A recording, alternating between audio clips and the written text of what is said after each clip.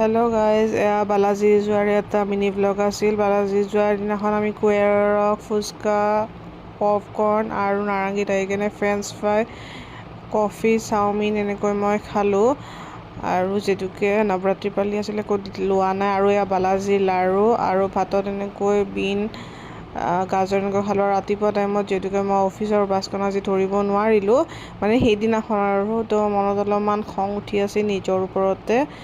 আৰু অফিচত গৈ এনেকৈ কফি খাইছিলোঁ আৰু সন্ধিয়া এইকাৰণে বালাজীৰ যিটো লাৰু তো তাইৰ লগত একাপ চাহ খালোঁ। ভাল লাগিছিল আৰু খাই কেনে। আৰু এয়া বলয় লৈছিলোঁ যিহেতুকে নৱৰাত্ৰি পালি আছিলোঁ। আৰু সন্ধিয়া অকণমান আপোনালোকৰ লগতো অলপমান কথা পাতিলোঁ। তো লগতে একাপ চাহো বনাই লৈছিলোঁ। তো সেয়া আৰু এয়া বালাজী লাৰুটো যেতিয়াকৈ লৈছোঁ তাৰো অলপমান কথা কৈছোঁ আৰু। তো আজিৰ কাৰণে বাই। হেই গাইজ, এই মিনি ব্লগকেইটাত মই মানে অকল গধূলি বিশেষ কৰি দেখাব পৰা হৈছোঁ আৰু। কাৰণ কি মই দিনত দেখাব নোৱাৰোঁ মিনি ব্লগ, কাৰণ মই অফিচত থাকোঁ। তো সেয়া গধূলি আহি মেলি চাহকাপ বনালোঁ আৰু ব্ৰেকফাষ্ট বুলি এইকেইদিন মই ওটছে লৈ গৈছোঁ। আৰু দেউতাই এনেকৈ মামাৰ পৰা গিফ্ট পালে বিহুৰ। আৰু এয়া ওচৰৰে বৌ এজনে এনেকৈ কামাখ্যাৰ প্ৰসাদ দিলে। আৰু সন্ধিয়া টাইমত মেগী আছিল আৰু ঘৰতে বনাইছিল মায়ে। আৰু এয়া চেৱৈ বনাইছিল ভণ্টি, আৰু চাহকাপ মই বনাই ল'লোঁ।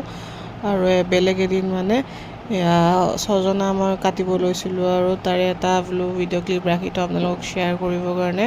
আৰু ছজনা কাটি মই ইমান ভাল নাপাওঁ, কোনে কোনে ভাল পায় কমেণ্ট কৰি জনাবচোন। তো এয়া মোৰ ছজনা কাটি হৈ গ'ল। আৰু বিহু স্পেচিয়েল কলিগ এজনীয়ে এয়া পিঠা আনিছিল আৰু লগত।